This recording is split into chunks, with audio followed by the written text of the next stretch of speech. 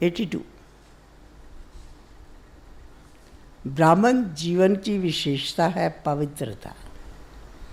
आज बाप दादा अपने पावन बच्चों को देख रहे हैं। हर एक ब्राह्मण आत्मा कहाँ तक पावन बनी है, ये सबका पोता मेल देख रहे हैं। ब्राह्मणों की विशेषता है ही पवित्रता। ब्राह्मण अर्थात पावन आत्मा पवित्रता को कहाँ तक अपनाया है, उसको परखने का यंत्र क्या है? पवित्र बनो, यह मंत्र सभी को याद दिलाते लो। लेकिन श्रीमद् परमान इस मंत्र को कहाँ तक जीवन में लाया है? जीवन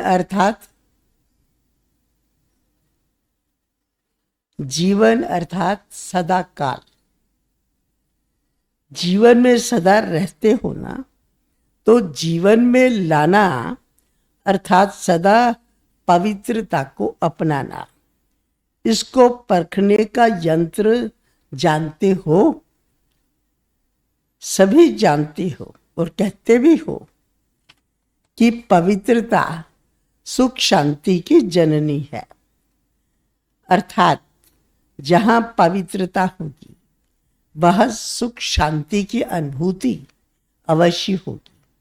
इसी आधार पर स्वयं को चेक करो। मनसा संकल्प में पवित्रता है, उसकी निशानी मनसा में सदा सुख स्वरूप शांत स्वरूप की अनुभूति होगी। अगर कभी भी मनसा में व्यर्थ संकल्प आता है तो शांति की बजाय हलचल हो जाती है। क्यों और क्या? इन अनेक क्वेश्चन के कारण सुख स्वरूप की स्टेज अनुभव नहीं होगी और सदैव समझने की आशा बढ़ती रहेगी। ये होना चाहिए, ये नहीं होना चाहिए, ये कैसे, ये ऐसे, इन बातों को सुलझाने में ही लगे रहेंगे। और इसलिए जहाँ शांति नहीं वहाँ सुख नहीं। तो हर समय ये चेक करो कि किसी भी प्रकार की उलझन सुख और शांति की प्राप्ति में विघ्न रूप तो नहीं बनती है। अगर क्यों क्या का क्वेश्चन भी है तो संकल्प शक्ति में एकाग्रता नहीं होगी। जहाँ एकाग्रता नहीं वहाँ सुख शांति की अनुभूति नहीं हो सकती। वर्तमान समय के प्रमाण फरिश्तेपन की संपन्न स्टेज के व बाप समान स्टेज के समीप आ रही हो। उसी प्रमाण पवित्रता की परिभाषा भी अति सूक्ष्म समझो। सिर्फ ब्रह्मचारी बनना संपूर्ण पवित्रता नहीं है, लेकिन ब्रह्मचारी के साथ साथ ब्रह्मा आचार्य भी चाहिए। अर्थात ब्रह्मा बाप के कदम पर कदम रखना, ब्रह्मा आचार्य भी चाहिए और शिवा आचार्य भी चाहिए। अर्थात ब्रह्मा बाप के आचरण पर चलने वाला। फुटस्टेप अर्थात ब्रह्मा बाप के हर कर्म रूपी कदम में कदम रखने वाले, इसको कहा जाता है ब्रह्मा आचार्य। तो ऐसी सूक्ष्म रूप से चेकिंग करो तो सदा पवित्रता की प्राप्ति, सुख शांति की अनुभूति हो रही है। सदा सुख की शैया पर आराम है, आराम से अर्थात शांति स्वरूप में विराजमान रहते हो। ये ब्रह्मा आचार्यों का चित्र है। जो सुख शांति की स्टेज पर आराम से रहती है। तो ये ब्रह्मचारियों के चित्र हैं। सदा सुख की शैया पर सोई हुई आत्मा के लिए ये विकार छत्र छाया बन जाते हैं, दुश्मन बदल सेवाधारी बन जाते हैं। अपना चित्र देखा है ना, तो शैया शेष शैया नहीं, लेकिन सुख शैया, सदा सुखी और शांति की निशानी है सदा हर्षित रहना। सुलझी हुई आत्मा का स्वरूप सदा हर्षित रहेगा। उलझी हुई आत्मा कभी हर्षित नहीं देखे। वह सदा खोया हुआ चेहरा दिखाई देगा और वह सब कुछ, हर्षित आत्मा का वह सब कुछ पाया हुआ चेहरा दिखाई देगा। जब कोई चीज खो जाती है तो उलझन की निशानी क्यों का क्या कैसे ही होता है। तो रूहानी स्थिति में भी जो भी पवित्रता को खोता है, उनके अंदर क्यों क्या और कैसे की उलझन होती है। तो समझा कैसे चेक करना है। सुख शांति की प्राप्ति स्वरूप के आधार पर मनसा पवित्रता को चेक करो।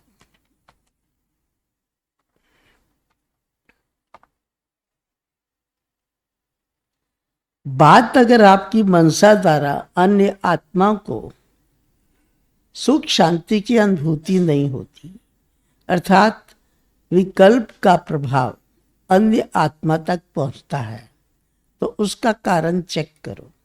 किसी भी आत्मा की जरा भी कमजोरी अर्थात अशुद्धि अपने संकल्प में धारण हुई, तो वह अशुद्धि अन्य आत्मा को सुख शांति की अनुभूति करा नहीं सकेगी, या तो उस आत्मा के प्रति व्यर्थ व अशुद्ध भाव है, वह अपनी मनसा पवित्रता की शक्ति में परसेंटेज की कमी है, जिस कारण औरों तक वह पवित्रता की प्राप्ति का प्रभाव नहीं पड़ सकता।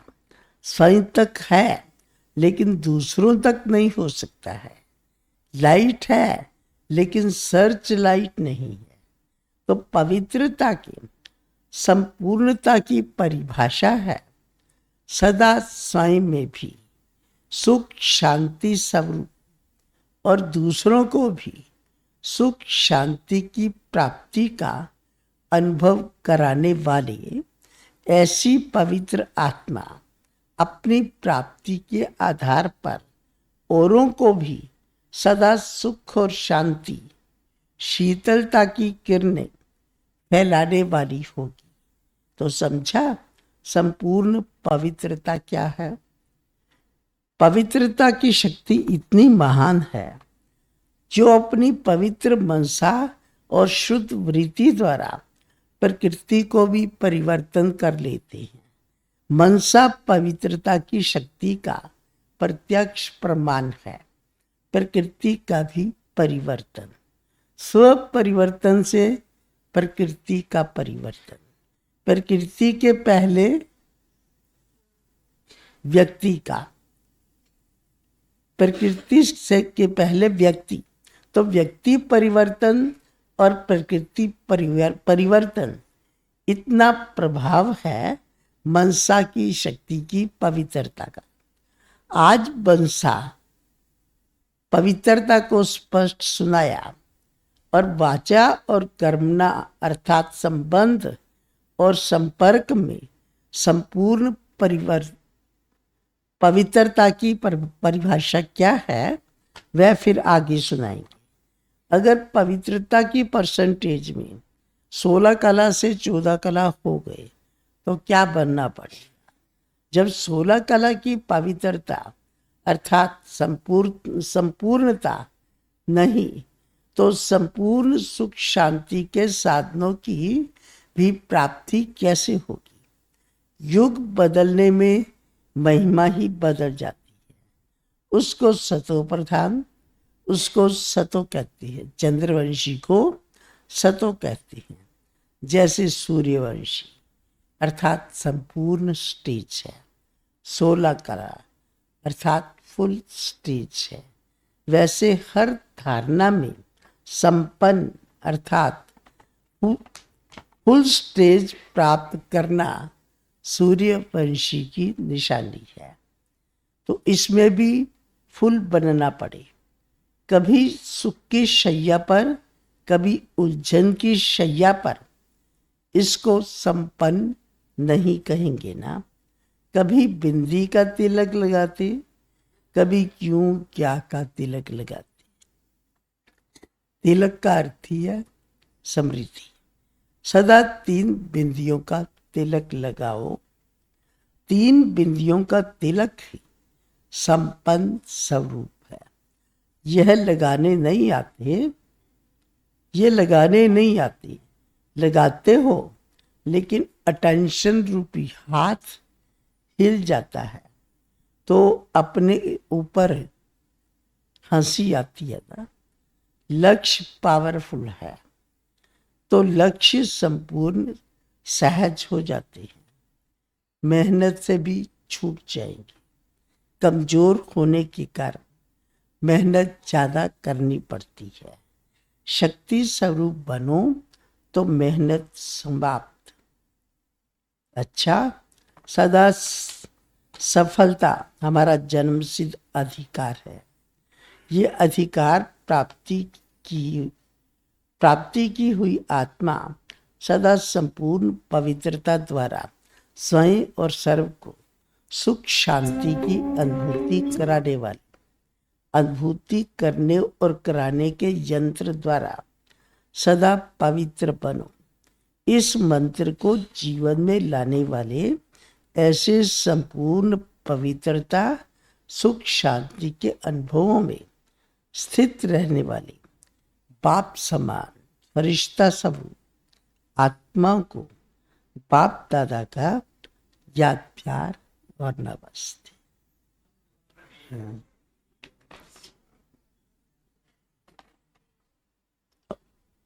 ओम शांति।